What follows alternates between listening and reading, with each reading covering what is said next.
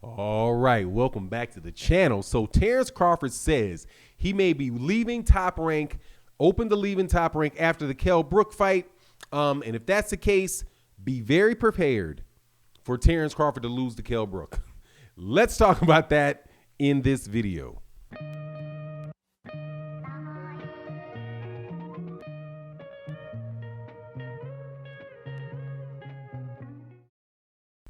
All right, welcome back to the channel. So the writing has been on the wall for Terence Crawford for a very, very long time, and that was eventually he was going to leave Terence. He was going to leave Top Rank and Bob Arum one way or the other.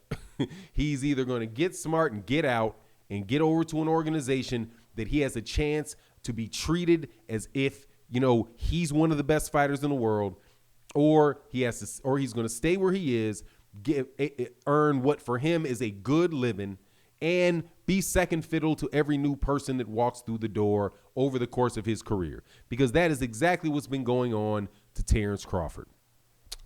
So he has a fight coming up with Kell Brook, and he says that he is willing to leave Top Rank and go to the PBC. In fact, I do believe that Bob Arum at a point in time said, hey, that, you know, Terence Crawford might be better at over at PBC, and that's for obvious reasons, right? Now, for Bob Arum would say, you know, it's obvious because 147 pounds, most of the belts and all of the top guys are with the PBC. At 154 pounds, same thing. If Canelo Alvarez leaves the zone, and he has left the zone, so he's either going to go to ESPN or he's going to go to PBC. He'd be nuts to go to ESPN because there's nothing over there at ESPN. It's hard for him to get a decent fight over there at the zone, and they had a bunch of fighters around him. So expect him to go the PBC. Expect him to go the PBC route. So that means 160 pounds is going to be very full with PBC fighters, right? So it just makes sense for Terence Crawford to go over there so he can get fights. Unfortunately, that's not why I say it makes sense for Bob Arum, because that doesn't work for Bob Arum. And I promise you, as much as it may hurt you in your life, when people show who they are over and over and over and over again, sometimes you just got to bear down and say, hey, you know what? It looks like any reasonable person would make this decision in this situation, right? This good decision in this situation. But if that person has made that off decision many times, you just have to accept that he's going to do that again. And if you look at the track record of Bob Arum, that's what you see. Bob Arum does not put forward, and has not put forward for a very long time, American fighters that fight like or have the same crowd fan base as Terence Crawford. That is just not something that Bob Arum necessarily wants or is interested in. And you can tell that by the fighters that he chooses to really promote, right? But also, Bob likes belts. And I'm telling you, Bob likes belts. And Kell Brook is not an easy fight. Bob likes belt, and Kell Brook is not an easy fight. That is a step-up fight for Terence Crawford. And that's just, hey man, it's just a fact. It is. If you look at his records, if you look at Terence Crawford's boxing record, you will see that Kell Brook is going to be the best guy on it. Right now, the best guy on it is Yuriorkis Gamboa, right? And Yuriorkis Gamboa, I don't know. Would you say that he just is a better fighter than, no, at 147?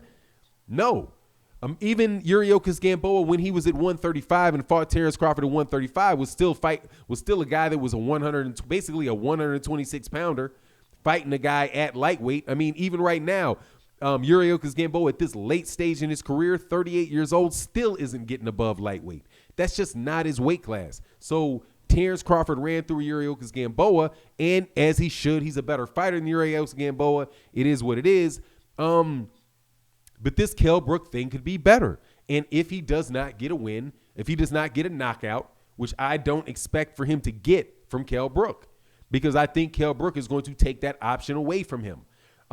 If you recall, Terence Crawford was very, very close to going the distance with Jose Benavidez. Now, he was winning the fight clearly and doing what he wanted to do in the fight clearly. But if these rounds are any more nip and tuck, dude, do not be surprised at all if that decision goes the other way from Terence Crawford, especially if this is the last fight or close to the last fight on his deal with Top Rank, because Top Rank is going to want to have that belt. You know what I mean?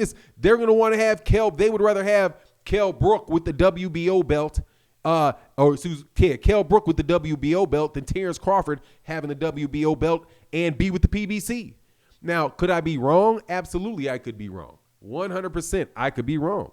It just happens to be that I don't believe that I am because that is what makes sense, because that is what makes sense for Bob Arum. That is what makes sense for Top Rank. And that is how they have been behaving. Now, if that happens, guess what? It will not even matter for Bud Crawford. That is how good a move to the PBC would be. Because unlike with the Top Rank and Vasily Lomachenko, in the PBC, if you lose, your career is not over. Who would have thunk? What a novel scenario. Sean Porter loses to Keith Thurman. His career is not over. He continues to get fights, and he fights Danny Garcia, and he beats Danny Garcia. And then he becomes the WBC champion after he had already lost once. Actually, he had already lost twice. He lost to Kell Brook. Did he go away? Was this some scenario where they were like, we never want to see him again? Did he get Deontay Wilder, where it's like he's such a docile and he's so terrible and we never want to see him again? Did they do that to him? No, they did not do that to him. They put him in another fight. In fact, Luis Ortiz just got knocked out twice by Deontay Wilder. Did he lose his career? No, he did not. He had more fights. That's the reason why I think fighters in scenarios like Terence Crawford should be with the PBC. Because their careers don't end the second that they lose. And I don't see them necessarily. Now, I can say this is something majorly different when it comes to that last Deontay Wilder fight. But again, Top Rank was involved in that. Now, let's talk about that too. Now, there's a lot of people out there that act like they don't know that Tyson Fury cheated and that he cheated something fierce against Deontay Wilder. But guess what?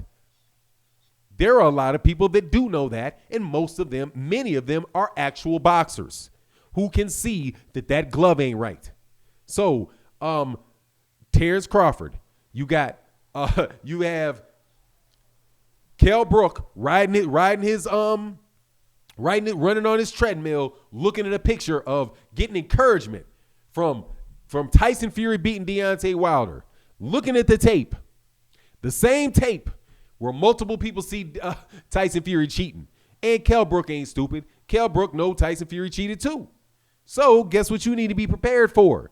You need to be prepared for Kell Brook coming over here cheating you.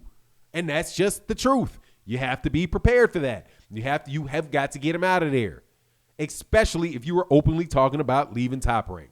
Now, that's just my opinion. However, I think that I can defend my opinion quite well just being reasonable. I told you for a very long time why I was picking Teofimo Lopez over Vasily Lomachenko. And I said it from as soon as he beat Richard Comey. I think this, and why? Because the political situation worked in the best interest. That decision works in the political best interest of Top Rank. Now, what do you have with Vasily Lomachenko instead of Lomachenko? Now you've got an American Latino fighter, knockout puncher, who now they have in the pound for pound, don't they? Yes, they do. They've got them. You know how it works with Top Rank. When the Top Rank card's got that extra bit of good in it, right? Where it's just, because it's a Top Rank card, the win means just a little bit more, or excuse me, a lot more than it means, if it's a PBC fight. That Top Rank name, something just brings that extra cachet. It's like, I know a Lexus is really a Toyota, right? But hey, man, let's call it a Lexus and we'll sell it more, right? It's just a bunch of nonsense, man. It's just a bunch of nonsense. But Terence Crawford has to be careful in this fight. I'm telling you, we be having these crazy upsets, this crazy stuff that goes on, and they're not going to stop because nobody is punishing people for cheating in boxing. You see this. So make sure you put your hand in that glove, all the way in that glove. Touch that mug. Make sure, no, on these gloves. No. And can they sneak in water during a pandemic, dog? You know they can sneak in water during a pandemic. So make sure you take care. All right.